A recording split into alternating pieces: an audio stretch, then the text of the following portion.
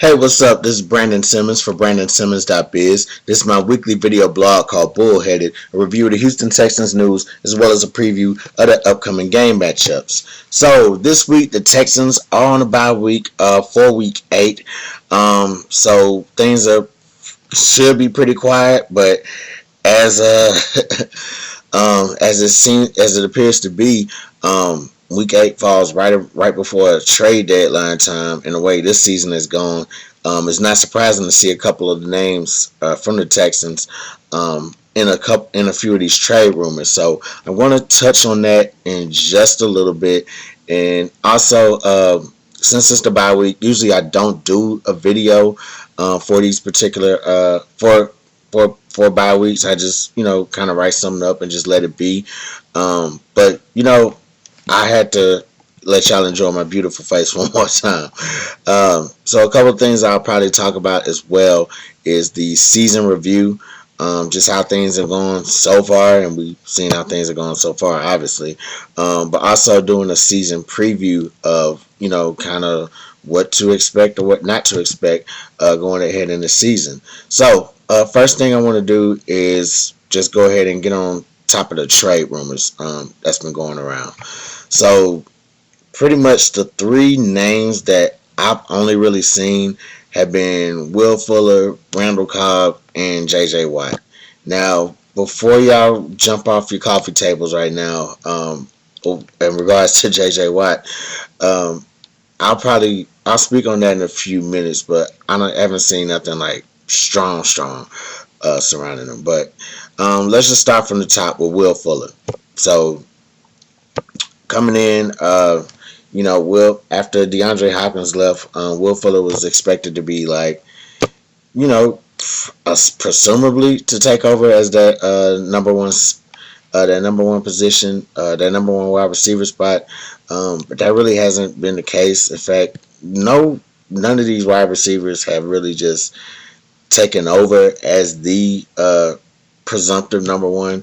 They've all had their moments. I keep coming in with the stat about 5-6 straight games where a wide receiver, or in every game this season, a wide receiver has topped over 90 plus yards. But that still hasn't broken anybody from the pack, and that includes Fuller.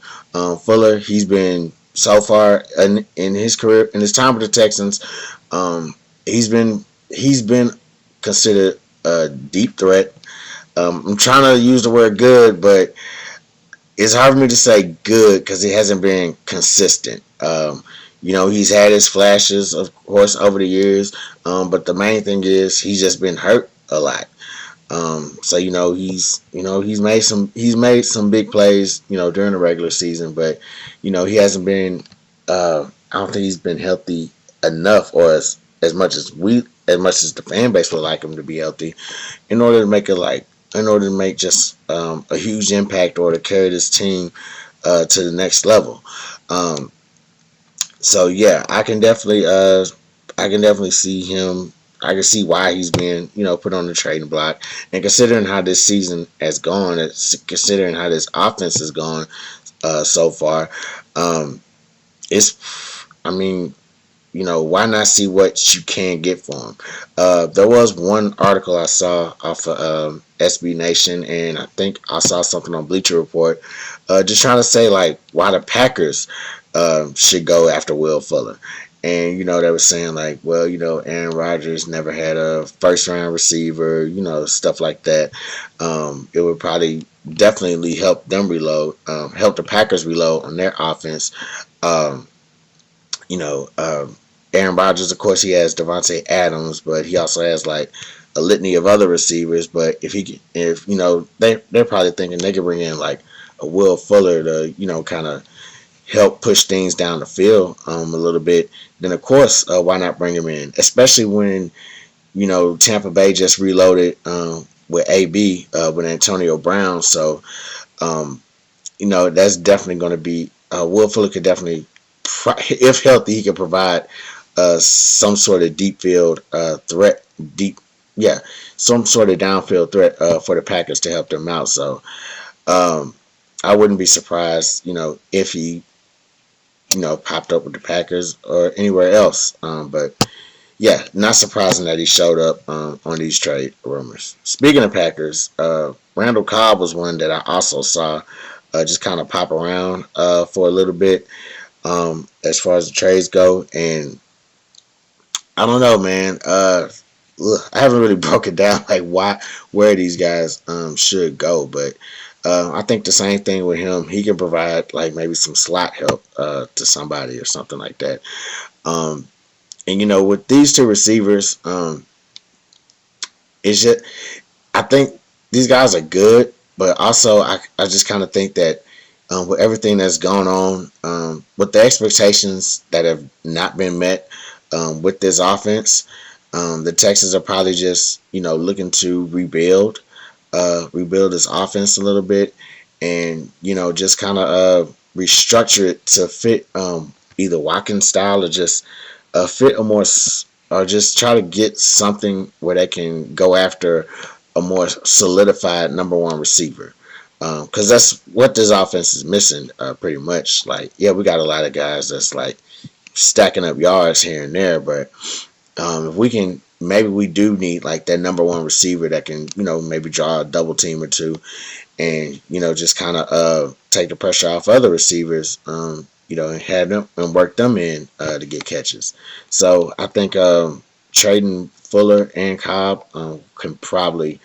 I think their thinking is they can probably bring in something, some type of some type of playmaker or some type of draft pick that could be used. And so the last one of the trade rumors that I just want to get into is JJ Watt. So with JJ, it's been like, as far as him popping up in the rumors, it's been like all the fans have seen, his press conferences lately, especially the one from last week. How it's been like, how he's been just so frustrated and all this other stuff. And of course, I mean, the team is a whole dumpster fire right now. I get that. And it's probably this ain't the first time that, the team has been trash, while JJ is on the team. But I mean, looking at it, I mean, I guess the way you can look at it is that, I mean, he's almost out of here. You know what I'm saying? He's 31 years old. He's had the injuries and all this other stuff. So, the time is kind of ticking on his career. So he's trying to make something happen, before he's forced out of the game, if anything. He's still a great talent. Still one of the. I think he's still one of the best defensive ends in the league. He's probably not, where he's more than likely not where he was, in previous years. But I mean, it is what it is. I think you can still get something good out of him. The thing about JJ is that, he's been, he's been the franchise player or the face of the franchise, for like the longest time now. And, now that's kind of shifting over to Deshaun Watson. But, Watson's only been there for like a few seasons. He's been here through like the Kubiak eras, the O'Brien eras, all that stuff. So him getting traded away in the middle of the season probably wouldn't be a good PR move. As far as a good football move, I mean, you can't. I mean, if you think about it, like, you might be able to get the most value out of JJ Watt. You know, between him, Cobb, and Fuller, you could probably get something maybe like a second, third round pick at least for him. Like, I mean, yeah, I get it. I just said, he's older and all that stuff, but I mean, I still think you can really get him. Whatever team is going to get him, they're going to get they're going to get him playing at a high level, regardless, which is really really just top notch, in this league. So I think you can really like kind of get a lot of probably get the most value in return for J.J. Watt, and that's something that maybe the Texans are kind of looking forward to right now. Um, they've squandered a lot of their draft picks on players. I mean, rightfully so. They squandered the first round picks on Laramie Tunsil. I mean, uh, you seen what happened with you seen what happened with Hopkins, which ironically, the last push for a J.J. Watt trade was actually from an Arizona Cardinals blog that I saw the other day, which was kind of crazy. Kind of crazy that I would see that considering what happened this season. But um, yeah, I think you would definitely. Yeah, I think trading JJ would probably get you the most value as opposed to trading Cobb and Fuller. Because yeah, Cobb and Fuller, they're good in their particular. If you put them in like certain roles, but I mean with those roles, you might get something like maybe a fourth, fifth. I mean for Cobb, um, he hasn't been like I think it's been a while since he even made a Pro Bowl. If I'm mistaken, please don't flame me too bad. But yeah, even with Cobb, like everybody knows what Cobb did, in Green Bay. But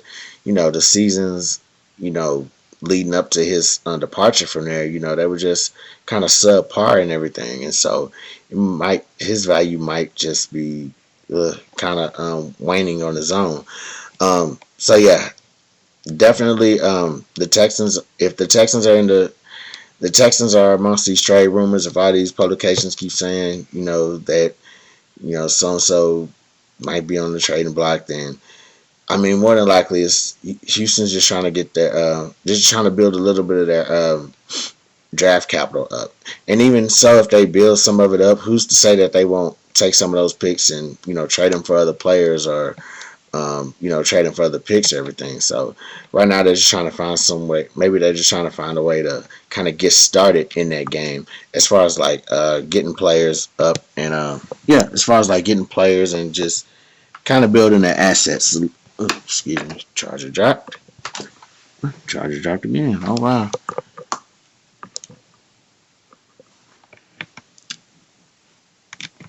Here we go. Yeah, so just kind of building the assets up, for the upcoming draft and pretty much just for going forward, as far as like building the team up or restructuring this team a little bit for the new head coach and everything. So we'll see how these trade rumors go.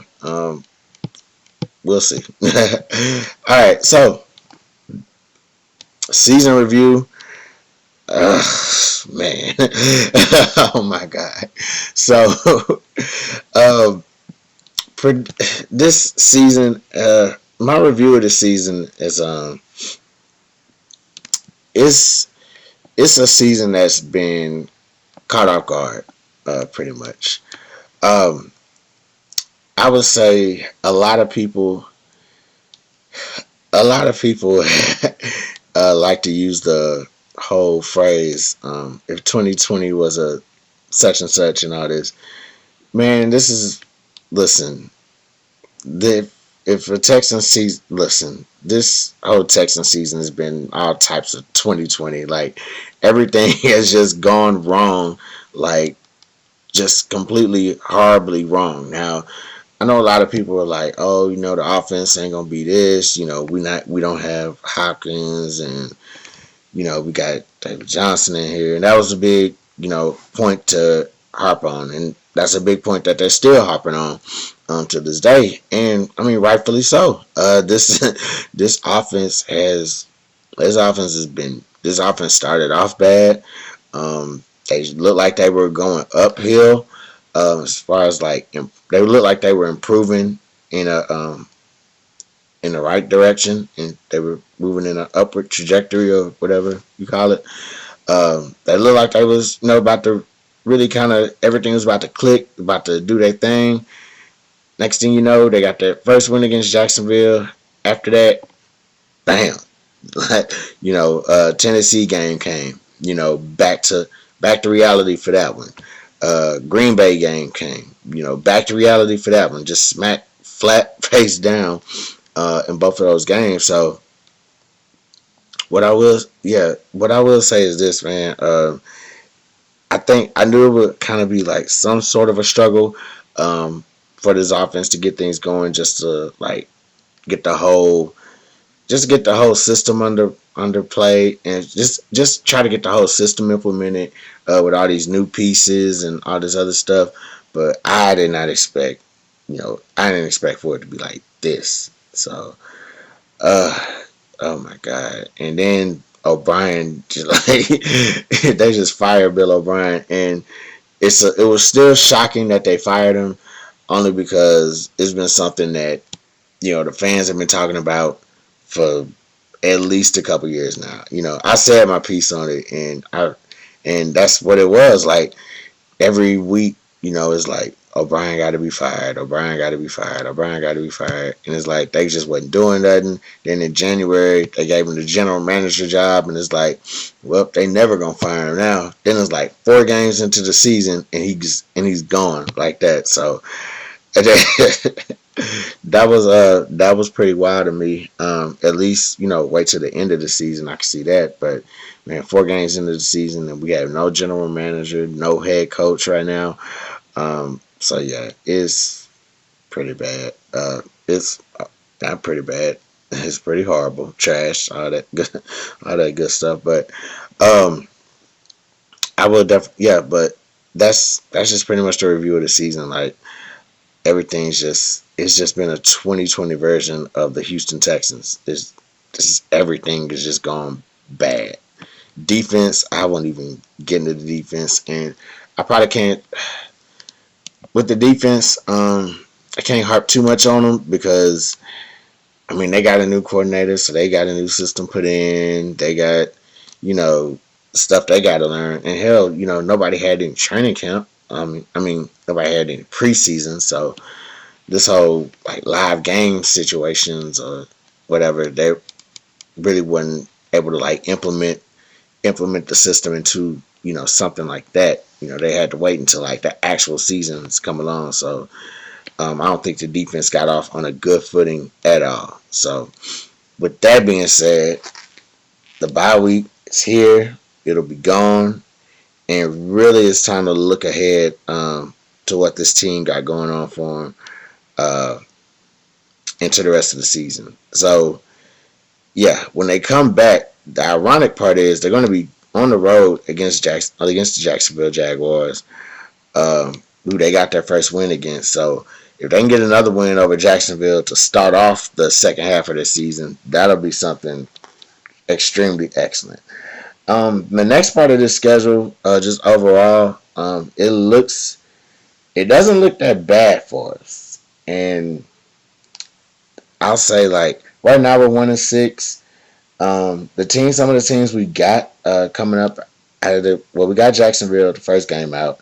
We got to go back on the road against Cleveland. And that's going to be kind of tough because this ain't the same Cleveland Browns team as like in previous seasons. They've actually been playing good football. They've been running the football. They've actually been winning games. Now they've had their hiccups, yeah, but they still don't look as bad as people expect them to be. The Patriots game, that's a surprise, and that's pretty much still like a wild card on how that's going to turn out for the season, considering how they're doing. Because I mean, they don't have no Brady anymore. They got Cam, and that whole offense is kind of teetering and all that stuff. So it'll be interesting to see how that goes. Detroit, we got them coming up. Yeah, we actually play them on Thanksgiving Day. So Texans going to have like 3 road games in the month of November. Uh, that's kind of crazy for them. Back to back, a back to back. Not only that, 3 road games in November, a back to back to start off with after the bye week. The first 2 games in November are back to back. They're going to come home and play New England. Then they have to go back on the road and play Detroit that Thursday. That is crazy. So it's 1-6 now. I'm kind of worried about how deeper it'll get into into the rest of the season. If they pull out a 3-1 with this, then I mean I'll be happy. I'll be like, okay, y'all really handled y'all business. You know what I'm saying? Y'all can knock off the Jaguars. Um, Cleveland is up in the air for me. Just how they're playing. New England, the way they're playing, I'm want to give that to the Texans. And Detroit, the way they're playing, I think that's going to be a tough game, but I think the Texans can pull that out for sure, for sure. The rest of the way, they got Indianapolis at home. Actually, got the Colts twice. They got the first week of December. They host the Colts. In the 20th, they actually go on the road to the Colts. Um, After the first Colts game, the Texans got to go on the road again to take on Chicago. But they finish the season with a back-to-back home games. So the schedule is a lot lighter um, than the first part of the season, and seeing how everything will be. I'm not sure if the Texans will make the playoffs. I think they'll be one of the bubble teams, definitely towards the end of the season. But I mean, seeing how things shaped up, seeing how things played out uh, in the early part of the season, how some of the games that we lost early on, that definitely hurt our chances for hanging around at the end of the year. So it's definitely going to be something to just kind of watch out for and just kind of have hope on. So, anywho, thank y'all for letting me crash in y'all face once more again. Um, so yeah, that's all I got for trade rumors. Hopefully we can all stay. Hopefully the team can stay together if there's no real like deal or there's no real value put on the table. But it is what it is with that. So, anywho, I'm Brandon Simmons for BrandonSimmons.biz. Holla black.